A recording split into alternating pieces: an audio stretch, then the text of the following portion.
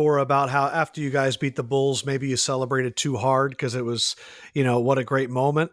For both of you guys to grow up and to watch somebody like Michael Jordan and then to knock them off, I just want to know, what was that feeling like? Because those 90s Bulls teams, in retrospect, we put them on such a pedestal. And I'll go first. You got to have dogs, right? I knew what my mentality was. Now when I'm looking at Penny, I know that's his mentality. Now, we had this little fun thing that we would do. Penny was the master of the guard alliance, right? So B. Shaw and all of them, they listen to Penny. D. Scott, they listen to Penny. I handled the big man lines, the power forwards and the centers. So if your two main guys are believing that we can win, everybody else is going to believe. Penny is the only guy that I've seen that didn't really care he was playing against Michael Jordan. Like it really, and that's how I was. So, and now the only thing, because we match up with him pretty well. So now I know I got to do a little bit better at the free throw line because they're already telling us their game plan. Three-headed monster, we're going to use our 18 fouls. So I called my boy Buzzy Brayman, and I really shot a lot of free throws. A lot. I shot so many free throws, I hated it, but it worked. And so, a couple good games, I would have really good free throw lines, and they had no answer for that. So now when it comes down like we're up a game, now Penny got to have a great game, and I got to have a great game. And those last two games, which is easy for us, that's how we was able to beat them that year. Of course, they're going to say, hey, Mike was 45. He wasn't the same Mike. It don't matter. Whoever's on the court, that's what happened. Like, you talk about Boston championship this year. It don't matter that the other guys were not healthy. That's not our problem, not our fault. Whoever stepped on the court, Boston had to go through multiple 7-game series, and they won the championship. So Penny and I, two guys with the same attitude that year, and we were able to win. Yeah, from my point of view, it was a respect, but it wasn't a fear. The Bulls had fear in people. And for me, it was an anxiousness to get to it.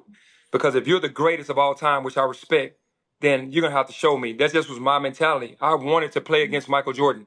It was, if we were going to get to a championship, it was going to have to go through him.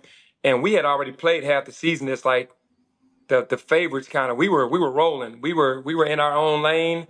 And again, it wasn't disrespect. It was just we were ready to get after it and ready to go at the Bulls. And again, Michael Jordan came on the court. It's Michael Jordan.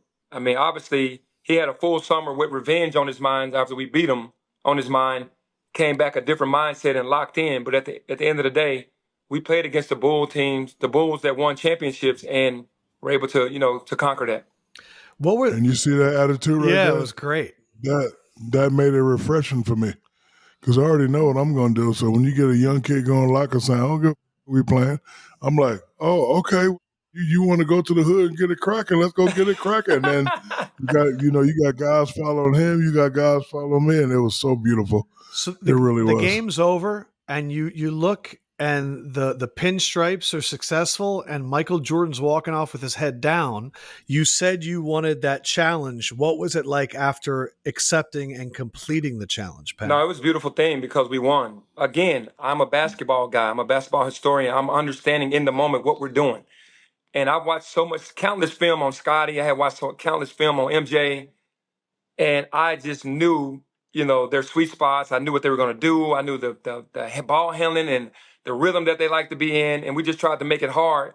And for me, once we overcame that hurdle, it was like, man, we just beat the Bulls. At that time, it's like, we just beat the Bulls. Now it's time to go on and, and face the Indiana Pacers. And I think what it taught me, though, was to never celebrate until the job is done. Because after we beat them, we were happy. Pacers knocked us around. We eventually got it back. But now that we got to the finals, me personally, I don't know what Penny and his crew was doing, but me personally, I was doing way too much. Because Penny, if you remember, I think we had like 7 or 8 days off. Yeah, we did. We had a lot of days off. So Coach Hill gave us 3 days off. The statute of limitations up, so I'm gonna go ahead and snitch on myself. Me and D. Scott jumped in the flight. We was at Magic City. We was in Atlanta. We was chilling all night, partying. And then we tried to come back on day 4 for the practice. Had a terrible practice. It didn't matter. I had an appearance at Universal Studios. I had a pre-parade at Disney. Like, I was working all the way until the night before the game, and then I tried to go through my regular retro, stay up all night, DJ, let the music. So the next game, I was tired. We played well. We got off to a good start, and then, something happened at the end. But once we lost that momentum, it was hard to get back. So I blame myself for us not getting that first Were you championship because I partying wasn't too, ready. Penny, No, or